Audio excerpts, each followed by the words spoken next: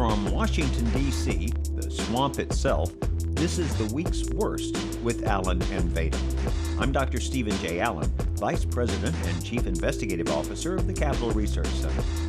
And I'm Matthew Vadum, Senior Vice President at the Capitol Research Center and Editor-in-Chief of our website, bombthrowers.com. This is our podcast in which we dig through the news for stories that we think are the most outrageous, the most ridiculous, the worst. We do it so you don't have to. And first up, I've got it's really interesting story. Apparently, according to the Republican establishment, our taxes are not high enough. So they're working to get something called a carbon tax put in. My wallet was feeling a little heavy the other day. It was kind of burdensome Right. carrying it around, so maybe they do have a point.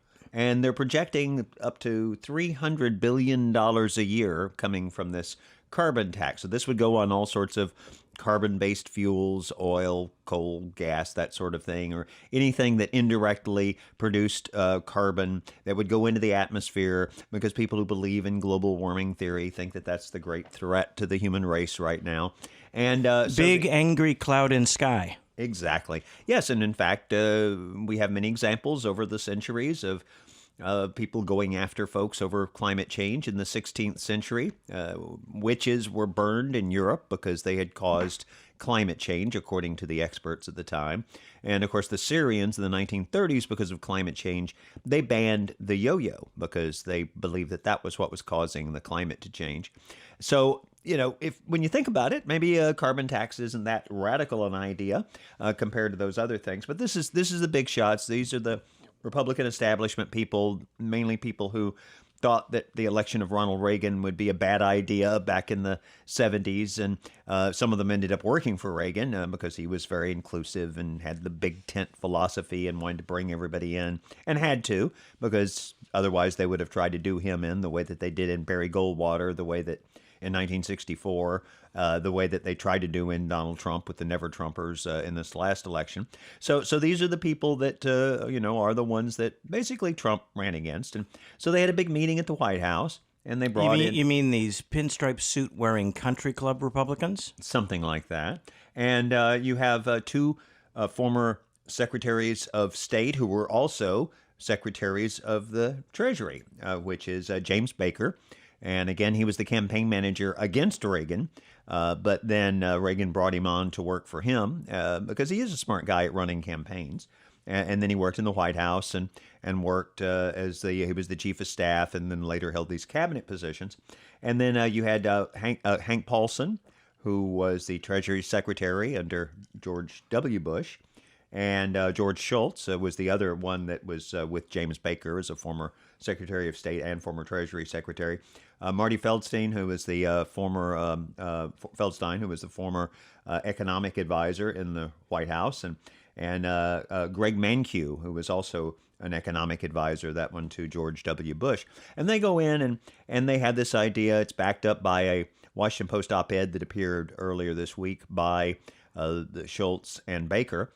And they're trying to put this idea in of this carbon tax. Now, what they say is that this would be a carbon fee and dividend. It's not a tax; it's a carbon fee and dividend. Oh, that makes it sound so wonderful. How can I sign up? You know they're being honest in Washington when they take something that's obviously a tax and they call it something else. That's what counts for honesty in Washington, is to use some other term rather than tax. They call themselves the Climate Leadership Council, and supposedly the deal is that they're going to support rolling back all sorts of terrible federal regulations in return for getting this carbon tax passed. Of course, the problem is that the president has already proposed eliminating 75% of federal regulations. So, there's not much there to compromise over. There's not much to give up in return for this carbon tax. The Republican Party platform specifically opposes carbon taxes, and so this has already been debated within the Republican Party. And this was something, though, that was supported by ExxonMobil, who's CEO has now become the Secretary of State. There is a lot of power behind this, a lot of big shots. There are rumors that Ivanka Trump is in favor of this, but I have a lot of respect for her. I hope she's too smart to believe in something this stupid. And the fear is that, of course, she would be whispering in her father's ear, have a lot of influence. This is a lady who took a discount airline to Hawaii for her Christmas vacation because she didn't want to take a private jet because it generated too much carbon. So I think that where there's some smoke, there's some fire there. Well, that is something that's very worrisome. And of course, you have within the Republican Party, and many people are not aware of this, there's a sort of an underground movement to get something like this in. There's a guy named Bob Inglis, who was a congressman from South Carolina. Is that Mr. 7029? Exactly. And the reason he's called that is because in his previous terms running for Congress from a district in South Carolina, he had been reelected with 70% of the vote, 85% of the vote. He was very popular. In fact, at one point, he ran for the U.S. Senate and came very close. I think he held his opponent to 53% of the vote, the incumbent. So here he is, almost a senator. He's a House member, and he then made a big point of being for the carbon tax. And this led to him losing the primary by 70 to 29. Now, you have to understand, the idea of losing a Republican primary in a state like South Carolina is almost unheard of. They almost always reelect their Republican members. You have to get it caught up in some terrible scandal to be losing the primary, and you mean like being the illegitimate son of John McCain? I don't know if that would be a scandal that would do you in, since that wouldn't technically be your fault. But in any event, there are Republicans. There's the Niskanen Center, which is a bunch of people who used to be at Cato Institute, and there was some infighting at Cato and a split, and they went off and formed their own thing. And that's one group. They're for a carbon tax. And had a psychotic break with reality along the way. Based on this issue, I would say that. There's the R Street Institute, which is supposedly aimed at baby boomers and bringing the Republican Party into the future and changing the way it operates so it won't do the kind of things that in fact the party did in this last election. They throw awesome Christmas parties at R Street, by the way. That is true. I've heard that. The Christian Coalition, believe it or not, which many people are surprised to find still exists in some form. At one point was one of the major political groups in the country that was associated with Pat Robertson. Remember, he ran for president back in '88, and this was kind of the spinoff of that and the group that supported him around the country. And to the degree they still exist, they're mainly known for this. And AEI, American Enterprise Institute, one of the big groups that was one of the original think tanks and something that a lot of people respect. And they've been promoting this, and also something called the Clear Path Foundation. So these are things that within the Republican Party have been promoting this. And one final thing I'll note: this is such a great idea that it was included in the WikiLeaks from John Podesta's office. Except even Hillary Clinton and her campaign managers did polling on this issue, which they thought was a great idea. By the way, they had a fantastic idea for the country and for the world. But they didn't include it in their platform because it tested so poorly. So this is something so bad that even the Clinton campaign rejected it, at least as a political issue. And yet you have Republicans who think it's a great idea for the Republican Party to be behind this thing, which would add 40 cents to the price of a gallon of gas, would increase electricity prices 20-25%, and so on. So those are the geniuses that have been the Republican Party establishment in the past. And we ourselves in this studio have generated now quite a bit of carbon dioxide just offering our thoughts on the economy-killing carbon tax. Well, one thing we can count on, and that's the left trying to overthrow Donald Trump in every way possible. And I understand you have something about that as well. You're incredibly perceptive. How did you ever know that? Do you have ESP? It was I did, but I had it treated. Rosa Brooks, a left-wing think tanker who was an undersecretary of defense in the Obama administration and also worked at the State Department and basically everywhere. wrote an op-ed in Foreign Policy magazine's website urging the violent overthrow of President Trump. She wrote that he is, it turned out that he was as crazy as they thought he would be, and something has to be done about him. So a military coup was raised as one of 3 or 4 options for getting rid of President Trump. And then, when she was called on it, interestingly enough, criticized by Breitbart News reporters and others, she accused a lynch. She said that a lynch mob had descended on her, and that you can't even be slightly critical of the Trump administration without people piling on, and that this was persecution, and it was an awful thing. But let's go back to the essential point, and that is that she made a seditious statement. She said the President of the United States, elected by the people of the United States, should be overthrown in a violent military coup. So it sounds to me like she's spinning. What do you think, Dr. Allen? I think some people just can't get over it. That's what they always say to anyone that they disagree with, who keeps bringing up the same points over and over, and just essentially shouting louder and louder and louder. You're like that person, and goes to a foreign country and thinks that when those people who live there don't understand you, if you just raise your voice and keep raising it, eventually they will understand you. I don't think. Well, I think some of them are serious. I mean, certainly there are the people who are throwing the rocks through the windows of Starbucks and staging protests, wearing masks at UC Starbucks, Berkeley. by the way, that's Operation Latte Thunder for Fight Club fans. Oh, well, and they make good drinks that I can't afford. But you have a situation where it's just they don't want to, as they say, normalize Donald Trump. They keep using that term. That is to say, they don't want to accept that he won the election, and they're going to do everything they can to delegitimize him and suggest that he's a monster. And we have quotes that either on this episode or a future episode from some of the media that I've collected that show that they just don't think he's a decent human being at all, and he should be locked up in a mental institution or in prison and not anywhere near the Oval Office, and they're never going to let go of that. And that's okay, because for now, at least, the American public doesn't seem convinced.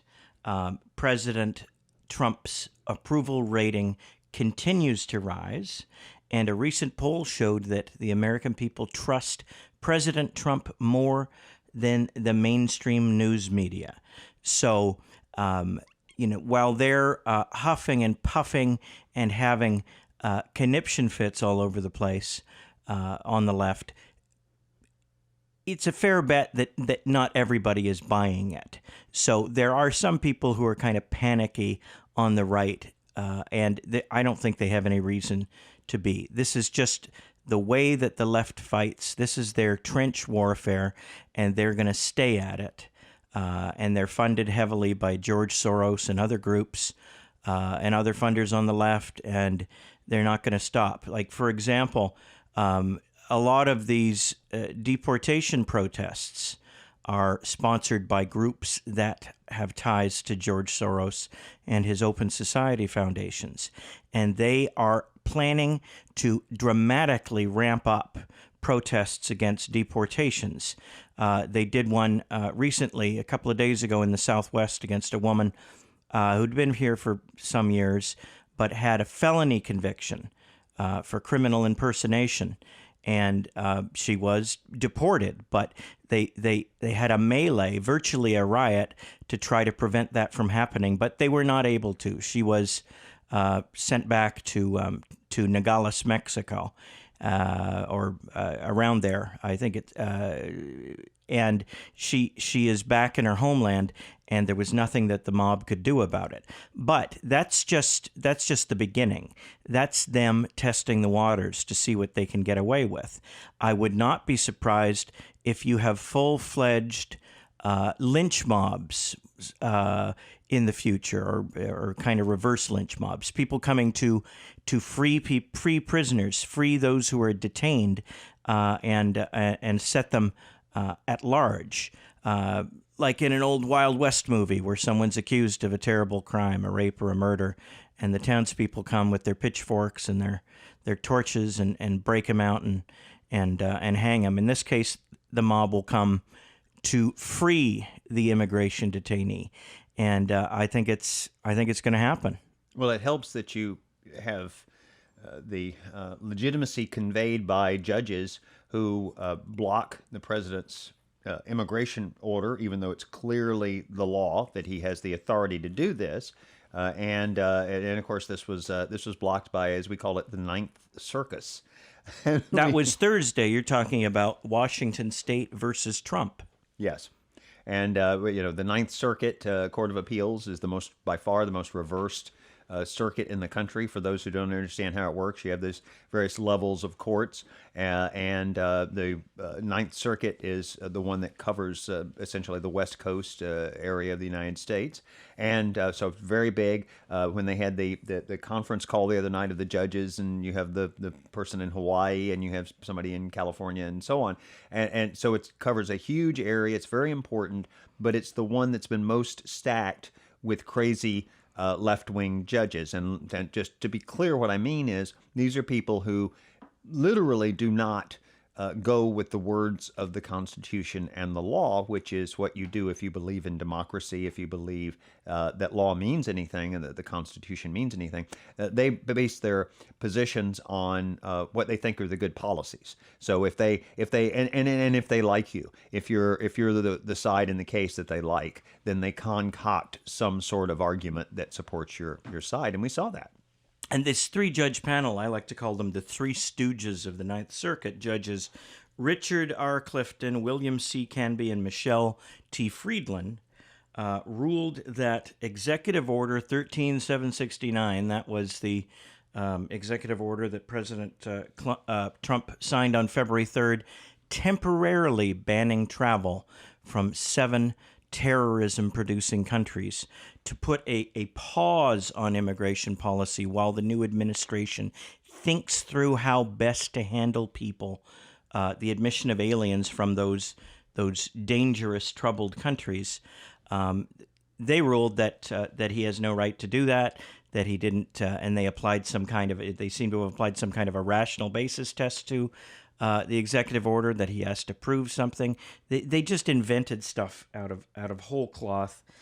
It was totally insane. It's like they made it out of pixie dust and unicorn farts. To be clear, they're not supposed to be questioning the wisdom of the policy. During the arguments, they were asking the person from the Justice Department. Remember, at that point, we still didn't have an attorney general confirmed. Right. And it was only yesterday. It was this happened on the first day of Jeff Sessions on the job as Attorney General of the U.S. In the Trump administration, the way this works is when you don't have the people confirmed, you have an acting person, and it's somebody that you go down in the bureaucracy. It has to be somebody who's been Senate confirmed at some point. So basically, you're talking about maybe the Obama person who was in there before, and they've got to find somebody they can trust. And I've heard that they have to go 2, 3, 4 levels down in the bureaucracy to find people that they can even trust to just do common everyday things, sign this order that's not controversial, and so on. So we had a situation where the acting attorney general defied the president and was fired, and as she should have been. That was Sally Yates. An Obama holdover. And, of course, they tried to make this out, the people on the other side, that was like the Saturday Night Massacre back during Watergate. But, of course, that was Nixon firing his own people because they wouldn't go along, and that actually had some moral weight to it if your own people say you can't do this. But in the case of what happened this past couple of weeks, it was the acting attorney general who was the Obama person. And this is true throughout the bureaucracy, that you have people who are openly opposed to everything the president does, and they are trying to get their way into these positions. So you had this fellow doing the argument the other night. Now, there's a lot of discussion over whether he was just poorly prepared, whether he didn't do a good job, but based on his lack of competence or lack of preparation. There is a practice in the bureaucracy of what's called sue and settle, and that's where you want to lose a case. You deliberately throw a case, and that's because one of your lefty friends is the one on the other side, and you want them to win. So you don't really make the best arguments. You deliberately cause the other side to win. I don't know that that's what happened here. I'm told that's not what happened in this case, but it is something people should be aware of because it happens all the I time. think one of the more disturbing aspects of the ruling is that the Ninth Circuit appears to have found that President Trump's executive order was a Muslim ban in disguise. They took evidence, or they accepted submissions. I don't know if they're technically considered evidence that President Trump, that Rudy Giuliani had said that you can't just ban Muslims. So what you have to do is you have to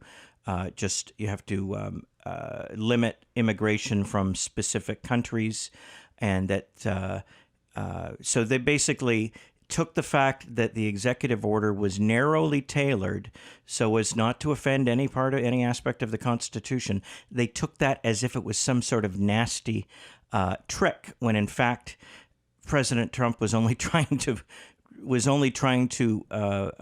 follow the law and constitutional traditions. The court also didn't seem to take into account a federal law, an aspect of the Immigration and Naturalization Act that's been in effect since, I believe, 1952, that states that the president, in his sole discretion, can decide, or at least can make emergency orders with respect to the admission of aliens.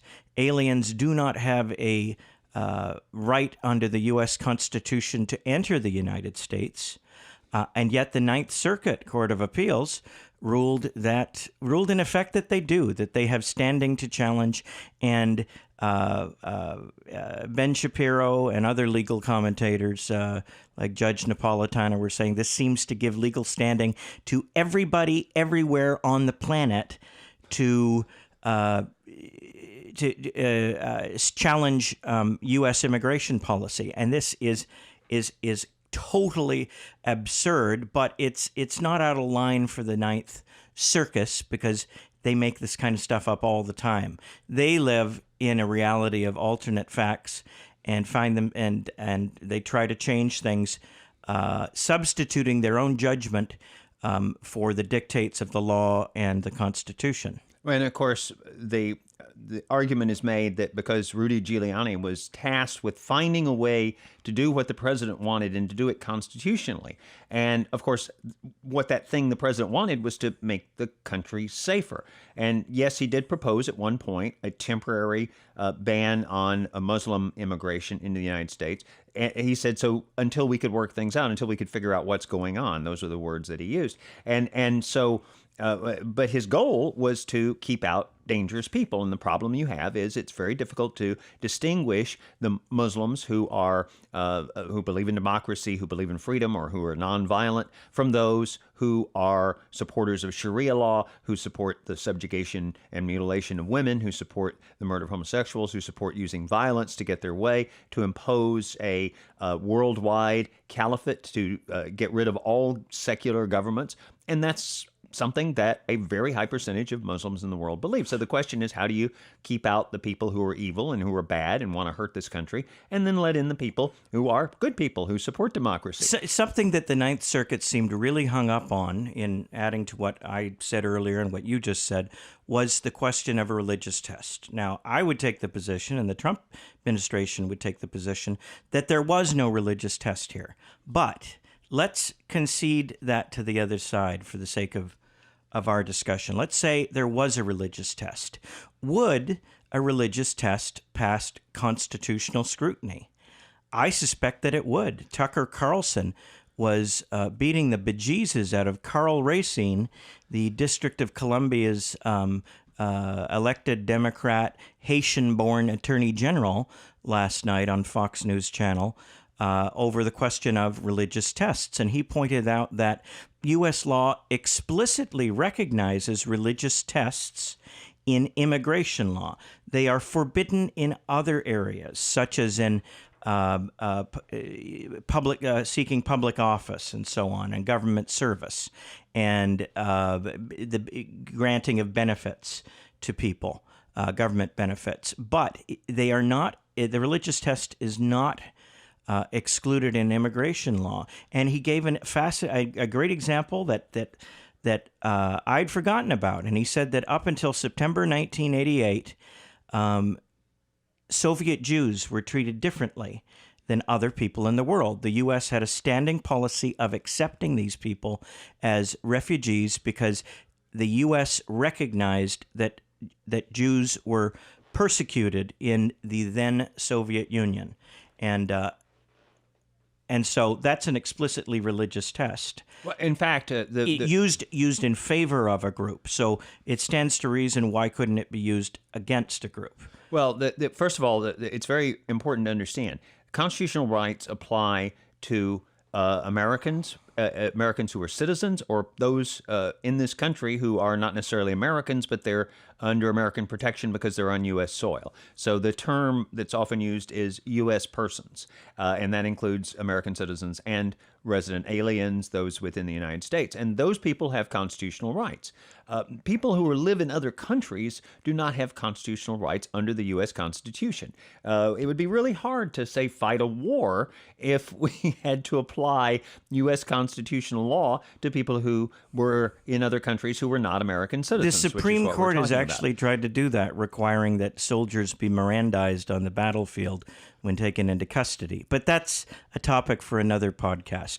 That in itself is insane, and the government shouldn't do it. But the big issue here is one of the great moral crimes of the 1930s, is that people wanted to apply a fair standard for refugees fleeing Europe. So, for example, the St. Louis, which was a ship carrying Jews.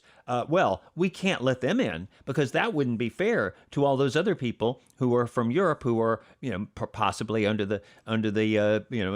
are suffering because of what Hitler is doing and so on. Well, of course, the Jews needed protection, and they needed protection because of what is now recognized in international law as the crime of genocide. That killing a bunch of people is a terrible crime, but killing a bunch of people, killing millions of people in order to eliminate them from the face of the earth and destroy their culture is a much greater crime. And that is why we had the Nuremberg trials. That is why we have the attitude that that was a terrible, terrible thing. And so you had the Soviet Jews who were given special treatment, yes, on the basis of their religion, because that's why they were being oppressed. And guess what? What is the situation we have now with regard to the Middle East and to some of the countries that were involved in this order? Christians are being slaughtered, crucified, Christians, Yazidis, right? So it's not. Oh well, these are people in the majority, so therefore they're in the United States, so therefore they can't be oppressed. First of all, that's ridiculous. They're not. They're certainly not in the majorities in those countries, and we're talking about the Yazidis. And so, I mean, they were talking about sex slavery, just the most horrible treatment, mass murder, and they're basically trying to eliminate those people from those countries, and we should be giving them sanctuary. But guess what? And I'll give you an example with regard to Syria. The country of Syria was 10% Christian before the current conflict started. Less than, half of 1%, I believe, of the refugees who have been admitted to the United States have been Christian. And at one point, when they had the first round of a few thousand refugees, you know how many Yazidis there were? There was one, not 1%, one. So the Obama administration systematically discriminated against Christians and Yazidis. Now, you can excuse them by saying, oh, well, they were using the UN, which, of course, is anti-Christian and anti-Yazidi, but they were using the UN process. You could use that excuse, but there is no excuse. And there's no excuse for not providing refuge to the Christians and the Yazidis who were being persecuted and run out of their territory and wiped out. So, speaking of persecution, Elizabeth Warren of Massachusetts, Big Chief Pocahontas, claims to have been persecuted. I wanted to get this in before we wrap today. Elizabeth Warren was accused of violating, or was found to have violated, what was it, Senate Standing Rule 19, because she was reading a nasty letter containing the opinion of Martin Luther King's Widow. Coretta Scott King, saying that Jeff Sessions, then senator and nominee for Attorney General as of a few days ago, was a very nasty person, that he was a racist and that he was against civil rights and the usual smears. And she tried to read it on the Senate floor and was called to order and told to shut her big mouth and sit down. And she was very upset about this. And claimed that it was the patriarchy that was out to get her, when in fact she was violating the Senate's rules. And this kind of rebuke is extremely rare, but senators thought it was appropriate in this case. Well, this goes back to 1902 when Ben Pitchfork Tillman, who was senator from South Carolina, he slugged the junior senator from his state. And so they passed these rules so that senators would not insult each other on the floor of the Senate. And Elizabeth Warren clearly violated that. She's basically implying that Jeff Sessions is this horrible racist. She's using this letter that I'm sure Coretta Scott King didn't write. Coretta Scott King later appeared at an event where an event paying tribute to Rosa Parks, who of course was from Alabama, who Jeff Sessions got a Congressional Gold Medal for in tribute to the great Rosa Parks. Jeff Sessions also he prosecuted Klansmen, and he got an award from the Alabama NAACP in the year 2009 for excellence in his legislative work. Appointed the first African American chief counsel of the Judiciary Committee. This is nonsense, and Elizabeth Warren was doing something terrible. And I'll mention one thing: every time you hear a news story on this that mentions the word silence, she was silenced. This is what they do. The left picks a word, like gravitas. Remember, that was the big thing a few years ago. They'll pick a word, and you can see that news story is just one leftist quoting another leftist. So that's where we are on this story. That's it for this week. We'll be back next week. We hope you'll join us. Please follow us at the Capital Research Center on Facebook, on our YouTube channel, and at Capital Research on Twitter. Subscribe to this podcast on iTunes or Stitcher. I'm Dr. Stephen J. Allen. And I'm Matthew Vadum. Thanks for listening.